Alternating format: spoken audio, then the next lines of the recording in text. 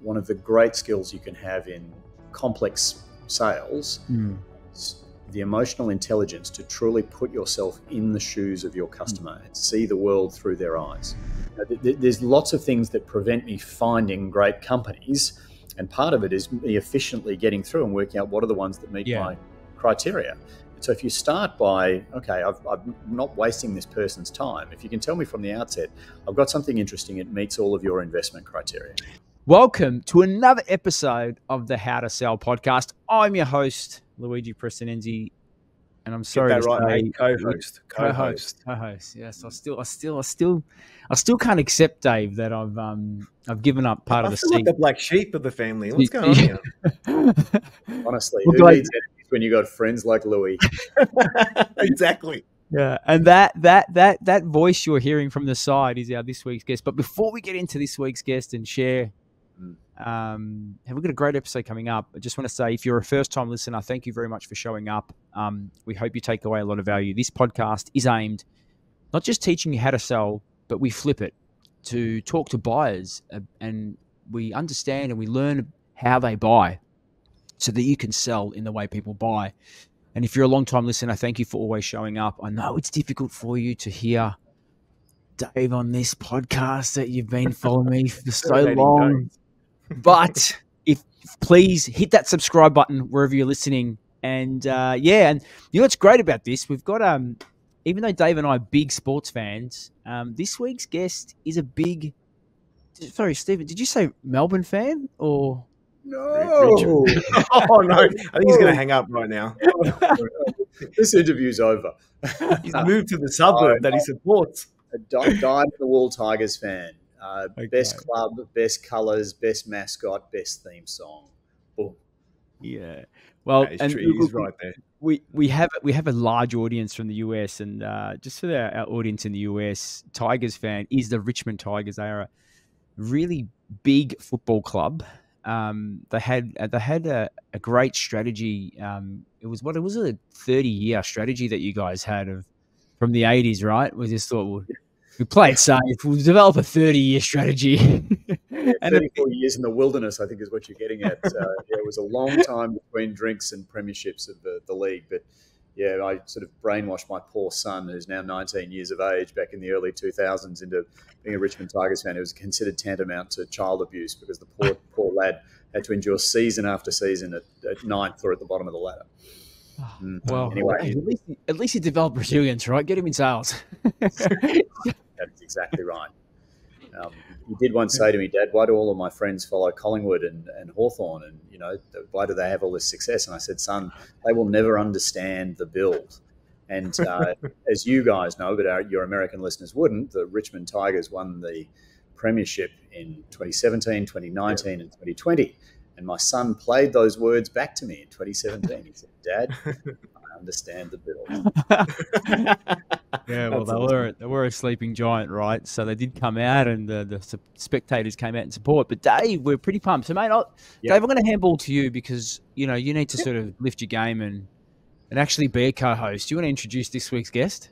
Well, I have got a lot of feedback that they're saying they want to hear less of you and more of me. So it's probably a good segue, Louis. So we've got the magnificent Steve Gledden on the call today. And Steve comes from a world of sales as well that many people don't know. He's led the initiatives in a lot of companies that he's run, and often pushes a lot of the companies that the fund that themselves then bring on as well. So I'm going to stop talking. I'm going to hand over to Steve. Steve, let's give our listeners a bit of background about your history, what you're doing now, and then we can dive right in. Sure. Thanks, Dave. So, yes, I'm Steve Gledden. I'm managing partner of Straight Bat Private Equity. We are a mid to lower market long-term value investor for the boring private equity types. But for people who don't really know what that is, we're an investment fund that doesn't invest in public companies. We invest in private companies, private equity. But we invest in mature, robust, highly profitable, medium-sized Australian businesses for slightly old-fashioned reasons: income, wealth preservation, sustainable growth. And so some of your listeners who come from Australia or England or India would recognise the reference straight bat, which is an idiom or a saying that comes from our national game of cricket. Yeah. And to play with a straight bat is an idiom, and it means honest, decent, straightforward, reliable, consistent long-run performance. In cricket, you talk about notching up singles rather than swinging for the fences. And so we go by the expression to play the long game, which is probably something even your US listeners would understand. We invest for the long term. We buy businesses that we're happy to own forever, and our primary form of return is dividends to our investors. So last year they got 11.2% total income return paid quarterly and steady capital growth in excess of CPI. Yeah.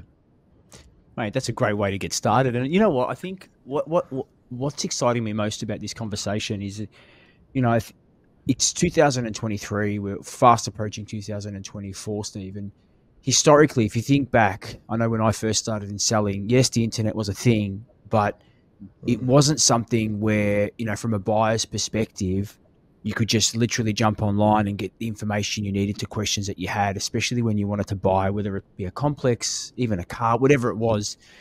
The big change that we've seen in the past sort of 20 years is the salesperson or the company is not the holder of information anymore. The buyer can actually get access to that information faster than ever before, right?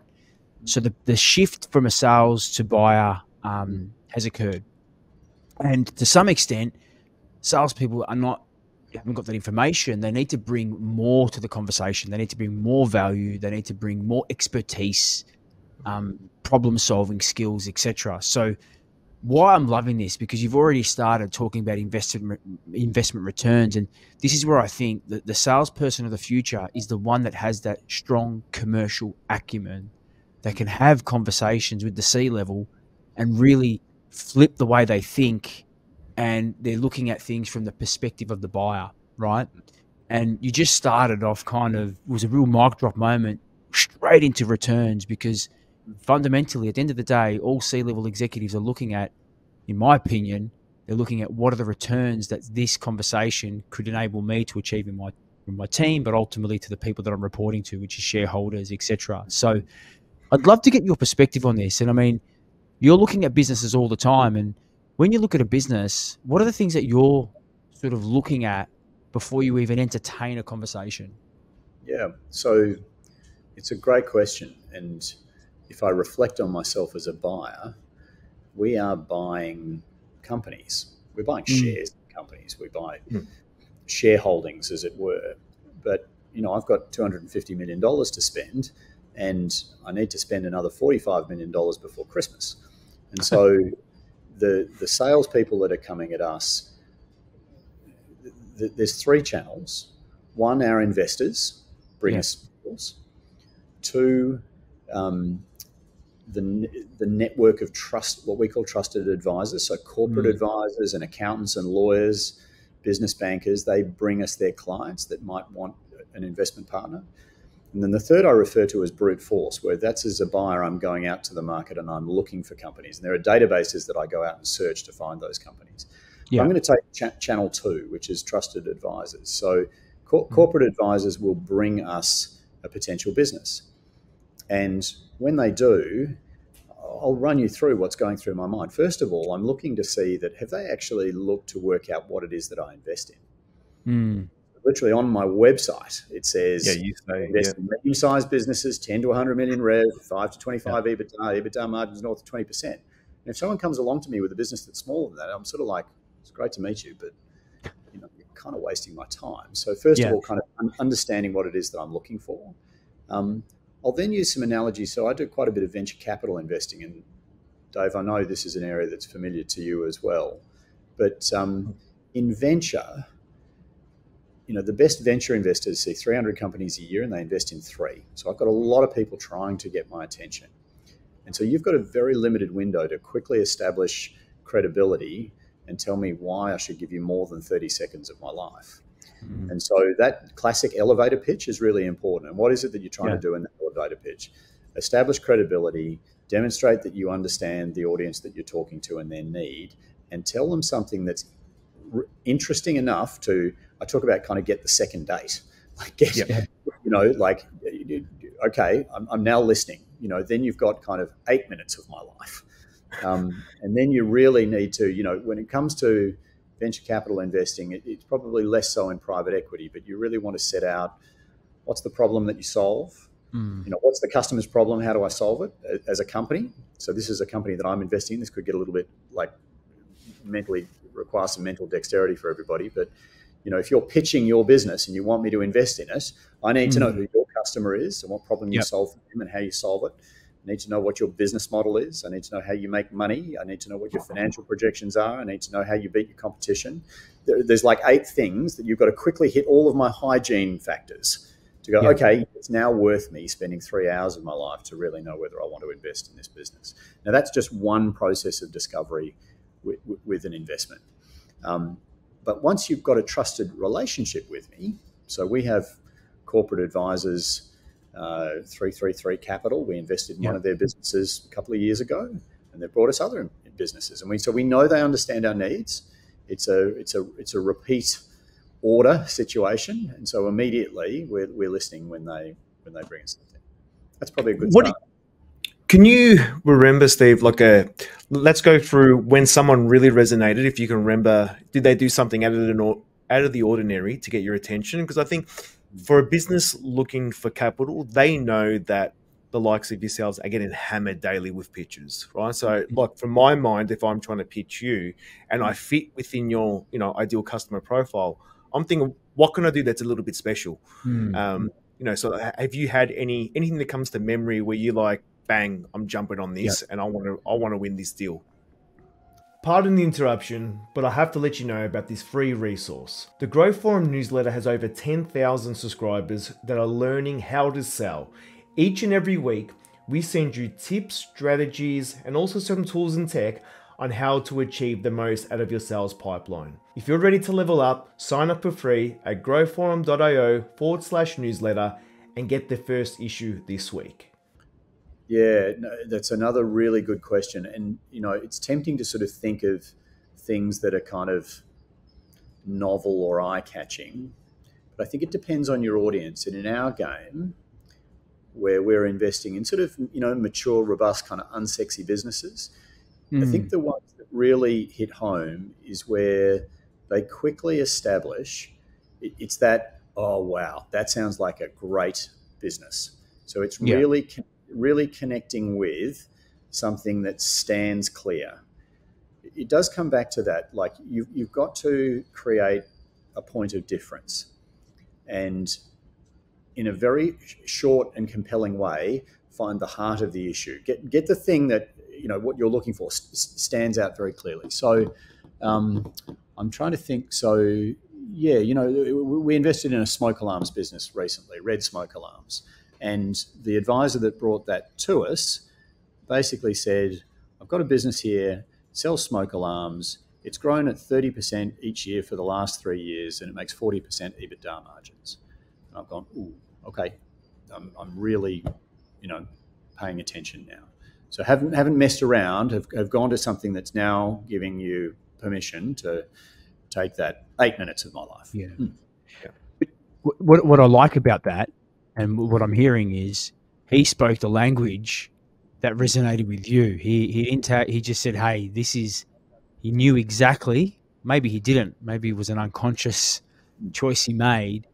Yep. He was speaking through the lens of what, you know, what I'm thinking of what you were looking at, to saying, these are the things I'm looking for. EBITDA, I'm looking for this, I'm looking for growth patterns, bang, bang, bang, tell me more, right? So what really sits underneath that, Louis, is one of the great skills you can have in complex sales is the emotional intelligence to truly put yourself in the shoes of your customer and see the world through their eyes. Yeah. Start there. Be less concerned about what is it that, you know, is great about me and my product and what I'm trying to achieve, but think about the world through their eyes. You know, it's funny, right? I facilitate a lot. I talk to a lot of businesses. I was at one this week, and you know that phrase that you said, look at it through your buyer's eyes, it actually sounds really simple. It's like, you know what, I get it. But it's amazing how many people don't get it. I say, what have you got a picture of your buyer? And 90% of people don't. They don't actually understand who their buyer is, what motivates them, what drives them, and what are their challenges. I think this is where a lot of these and a lot of the communication challenges kick in, right? Because I'm not positioning, and this is exactly why Dave and I have created this podcast, because we want to flip it. We want our audience to understand that don't worry about how you sell. You got to think about how people buy, right? And that's one of the big things, right? That it comes down to, again, like I wrote a post about these. People are just, well, it's a bit of a blanket wash, but the ones that don't get success here, they're just being lazy. They're not taking the time to really understand, right? Like we spoke with a founder last week, and she makes decisions quick, fast. So you got to come in with value and show her instant ROI. And if you really know that, you can tick those boxes quickly. Like what you said at the start of the episode, Steve, you've got the information on what you look for clear as day on your website. So someone only really needs to do 10 minutes of time to see what's on your site, who you've invested in. And if they're even want to go the extra step, talk to the people who you've invested in to understand a little bit more. Right? Because which football club he goes for, Dave? Which football club he goes for? Don't be going in the meeting with a demon scarf if you want. No, Collingwood. Get some money. We're done. Yeah. Instant out, right? I think that should be a caveat too on the site. Yeah. No Collingwood supporters allowed. Probably dropped. I think you used some good words, Louis and Dave. But Louis, when you said they can see their customer, but they're not seeing the world through their customer's eyes. It's like, that's what that's what they do, but you actually need to put yourself in their shoes and understand what is the problem that they're trying to overcome. What is it that gives them frustration? There's lots of things that prevent me finding great companies, and part of it is me efficiently getting through and working out what are the ones that meet my criteria. And so if you start by, okay, I'm not wasting this person's time. If you can tell me from the outset, I've got something interesting, it meets all of your investment criteria. Yeah, so I'd love to jump on this, right? So obviously you mentioned, I'm prospecting, right? 300 companies you're prospecting, you might choose 3. Do you mind maybe just telling us a time where you found a company, you started going through the due diligence process and you wanted to invest in it, but you didn't because you couldn't get consensus from other people in your team to agree that this was a right investment? I mean, have you experienced that before? And if you have, can you just walk us through? This goes to, I think, understanding the buying process, right? So there are multiple, so it's a complex sale. Yep. It's not just me that makes this decision. So at Straight Bat, we're a team of 13. We've got an operating team, an investment team. The investment team's led by Matt Donison. So really his team, if something interesting comes to me very quickly, I would flick it to Matt. And Matt's team is going to run a whole program to quickly put this business through an investment screening process. And if it meets those criteria, we might consider putting out a non-binding offer. If that non-binding offer is accepted, we would probably have told our investment committee about it, but then take it to our investment committee. And so, this is sort of understanding the buying influences. Like who is the decision maker? Is it me? Is it my investment committee? And who's a technical buyer? Who can say no, but they can't say yes? So Matt can say no because he'll run the investment screen and tell me, yeah, it looks good, but no. So I'll give you one example of where something got screened out. We had a business in Sydney. It was in the transport space. It was actually a company that ran bus fleets. Very interesting business, great recurring revenue, served all of the private schools in Sydney. We were really excited about it. But it went to our investment committee, and on our investment committee was somebody who'd run a bus company, and they said, oh my God, this is a headache, you do not want to buy that business. Now, you might think, oh gosh, the investment committee is the decision maker. They're actually not. So ultimately, we do make the final decision, but we listen to our investment committee, which is incidentally represented by some of our largest investors. And so we like to know that our largest investors are saying, Steve, Matt, team, we think this is a great idea for you to invest in it. So they're actually not making the decision. Can they say no and not say yes? They can say no and we can say yes, but we're reluctant to do it. Yeah. And that's a lot of insight that most people wouldn't have about our decision-making process. But you've got to realise in the complex sales environment that that's the situation. And if you're a really smart person selling to me, you'll find people that I know to say, how does the decision-making process at StraightBat actually happen? And that person is your coach. They're going to tell you everything that you need to know. Yeah, that's interesting. I often refer to that person that's on your investment committee that might have had a bus company. I refer to that person as what we call the anti-sponsor or the assassin, right? And there's always one in every opportunity where potentially they don't want you in there because they've got a bias, they've got an existing relationship or whatever it may be. And in that particular example, when the investment committee, there was, someone that wasn't keen, were you prepared for that before that conversation, or did that take you by surprise? It's a very good question. We knew that they had expertise in this area. We didn't expect them to have, we thought they would be supportive. We thought the business was good, but they had insight about it that we didn't appreciate. Operational complexity, various other things. Now, so you make it like the assassin. So I often talk about there are buying influences that you may never even know exist. Yeah.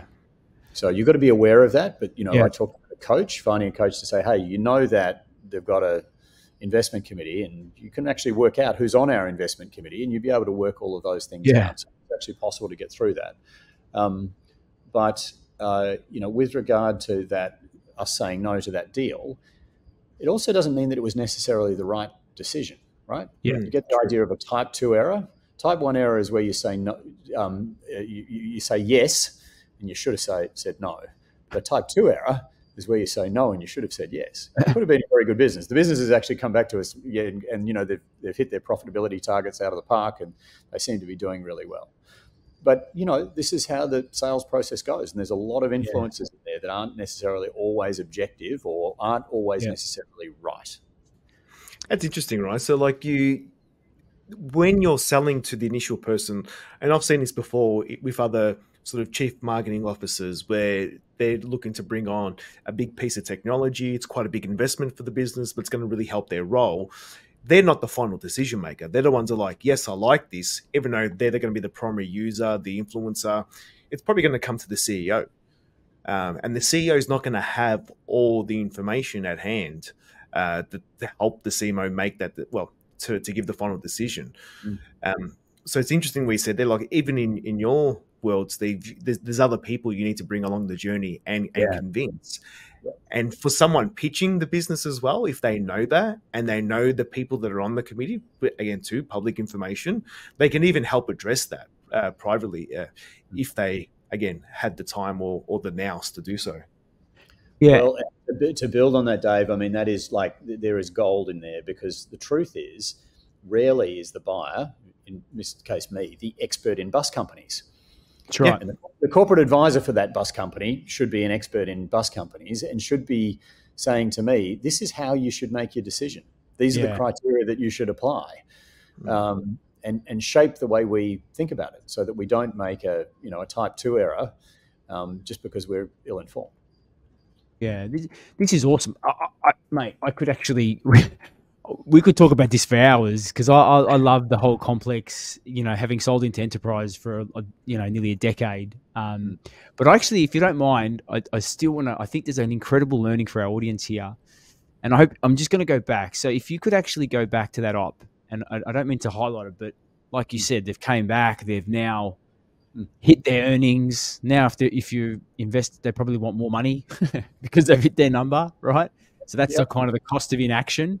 But if you could have gone back and done it again, knowing what you know now, knowing the view that this particular member on the investment committee had, what would you have done differently in your approach to get him on board? I think over time, so for that specific case, over time, your pattern recognition improves. Knowing when to let something go and when to push and fight for something in that specific incidence. But there's also another philosophy to this as well. That Harry Hindsight guy, he is the smartest guy in the room. It's so easy to go, oh, it should have been this way. Yeah. So all you can do is learn from that and play it forward. Yeah. So work out next time that a set of decisions comes up like that, what is it that you're going to do differently? Do you have a great product but are struggling to reach more customers? Are you spending hours on sales activities that aren't generating results, leaving you feeling frustrated and discouraged? The Sales OS program is a step-by-step operating system that will help you slash your selling hours in half while rapidly growing your revenue. In under just 2 weeks, you can be well on your way to creating predictable revenue. In Sales OS, we'll show you how to build predictable sales pipeline, build lasting relationships with your customers, and sell more in less time. The art of negotiation and motivating and leading a successful sales team. If this sounds like something that you need in your business, visit growforum.io/sales and apply to see if you have the right mindset to achieve predictable revenue. The Sales OS program is your ticket to predictable revenue. Don't wait any longer, apply today. It's interesting, right? Because I get a lot of people when they see me in the sales process, it's like, oh man, you're great. You know, you're a great seller. I'm like, no, I've just done this so many times. I've made that many mistakes. It's helped me, you know, tinker with the approach and go, you know what? Often early in my career selling in enterprise, I always used to miss knowing when legal needed to kick in. It would always delay the contract. So I would put a close date. Next thing I know, I'd have my boss on me. Why isn't this closed? Well, actually, now legal's involved. That's stretched out the process. Okay, what do I do next? Bring legal in earlier. Okay, check the procurement guidelines. Is it above a number? It's going to go to tender. So I've got to either go under or be prepared to go to tender, right? I only learnt that through the experience I went through, right?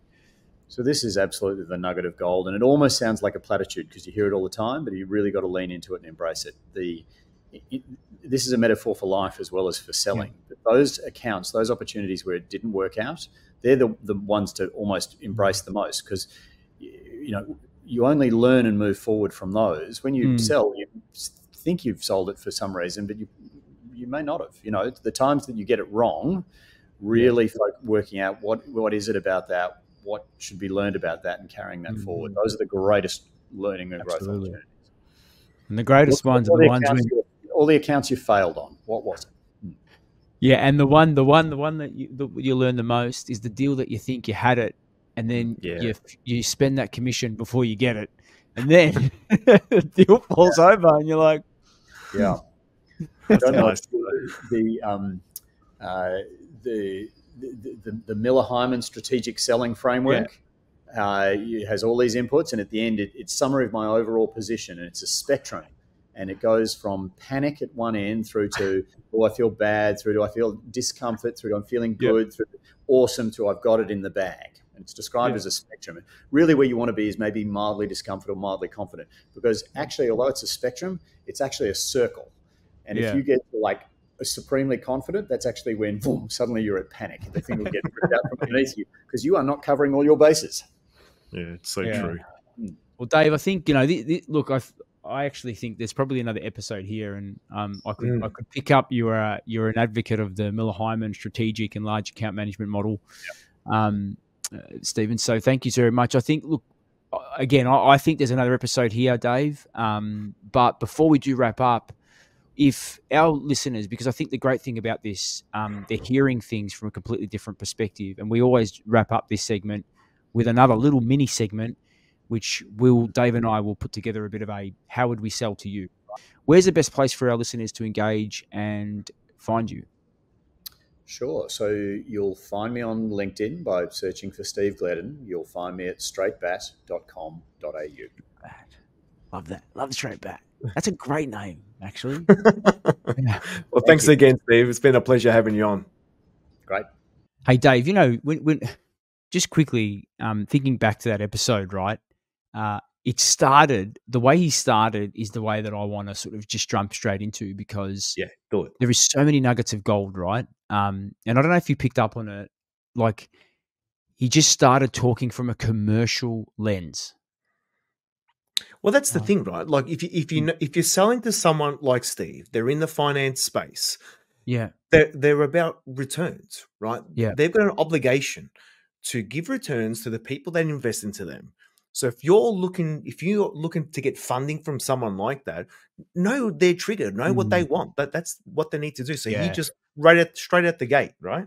Yeah. But I think also what's important, there's a lot of learning in this particular episode. I know like 30 minutes ago, well, how much learning can be, but there's actually heaps of learning in this. And there's a learning from the fact that he spoke about, there's multiple things that he spoke about. He spoke about, at every 300 companies that he's talking to, he'll invest in 3, right?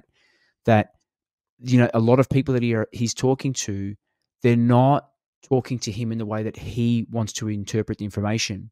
And he's really after some, very key things. He also spoke about that investment that he didn't move forward with, that he wishes, and you can tell he wanted to, but there was someone else in the buying committee that he couldn't get alignment with, right? And something that I really want us to consider, and want our audience to really think about, and you've heard me talk about this term before, but buyer enablement. We, as the sales professional, we are the professional guiding our buyers through the process. And if I had have done, if we were selling that bus opportunity to Steve, right? One of the things that I would advocate to do is enable Steve to think about the potential roadblocks that he might come up against, especially when you're selling into a complex hierarchy like Steve has within his business. He's got analysts. Would you do? Would you ask, like, who do you need to get approval from? Do you need approval? Okay, well, obviously, so first things first, the fact that he's got his team available online, you can actually jump on his website. Yeah, that's like most companies, you got LinkedIn, you can see who are the people that are going to influence the decision-making process. Now, even if you can't meet with them, one of the steps to do is to actually talk to your champion. He spoke about it. He's the champion. He was championing the deal forward. Yes, he had technical buyers in and all that sort of stuff, but he was champion. So considering that he's the champion and he has a vested interest and he wants to drive this forward, this is where we ask questions about, like, consider-based questions.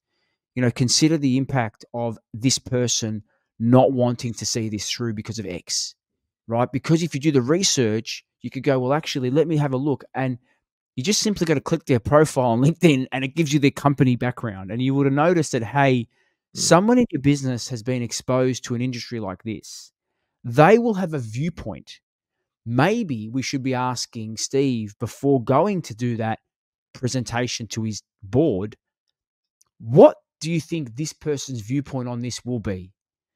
Because potentially Steve hadn't thought about that before he went into the meeting. So as the sales professional, if you enable your champion to think about what that potential barrier might be, it might enable them to then go, I didn't consider that. I need to consider it. Let me do a bit of fact finding first before we go in with the proposal, right? I was about to ask you then, right? I was about to stop you and go, well, how do you know what he's going to say? Like, Steve thought that particular person was going to say, yes, I like this deal, but when in fact he didn't. But because you keep going with what you're saying there, right? Because that's the part I want to get to. Yeah, because that's why you don't assume. And that's why you never push your proposal forward until you've done your analysis and you've done your – and I'm not talking, $3, $4, $5 grand deals. I'm talking this is a big multi-million-dollar deal, right? Long-term play. Like you said, they're long-term plays. They take a long time. So you want to give the time to those deals that it requires. You got to respect the deal, and you got to respect the deal process if you want to play in the big end of town, Dave, right? Yeah. So this is where strategy, and you have to the law of self-interest you need to put aside for a minute. I'm not here to close the deal now. I'm here to carefully understand the state of play that we're going to be navigating through with Steve to go, right, what does this person need? What could this person's barrier be? And try to hypothesize and then allow Steve to maybe go ask some fact-finding questions first to go and identify, do they have a viewpoint on this? And if they do, at least it'll allow Steve to go, right, I need to now, when I go and meet, I've got to preempt that this could be his barrier, and I've got to give him a level of comfort that this we're going to be able to work through this, because he said, nah. But in fact, they've delivered above. They're still keen now. The investment to enter will be higher than what it was earlier. And this is where we see a lot. 40 to 60% of complex B2B deals end up in no decision because you can't get confidence around the table. Now, that's why you need to bring that level of strategy to the table around what are people's drivers and what are the things that could stop them. And you try to plan for that. The last thing you want to do is go in not being planned. It comes up as a barrier. You don't have the information to actually work through it. It stops the deal dead. Yeah? Exactly what happened in that particular scenario. Yeah. Now, for a lot of our audience, they might be, but I'm not selling to investors. But fundamentally, you are, because everyone buying your product or service is doing the maths. They're looking at what's this going to cost us, what's going to be the impact, and will we see a return on this or not? And you've got to look at every opportunity through the lens of a commercial lens and think about who are the other people that this is going to be impacting, and how can I structure the deal to really get all parties on board around this. Yeah. No, that was perfect, Louis. And that's again, great way to end another How to Sell episode. Like always, subscribe where you're listening to this, whether it's on YouTube, your favorite podcast, and we'll see you in next week's episode.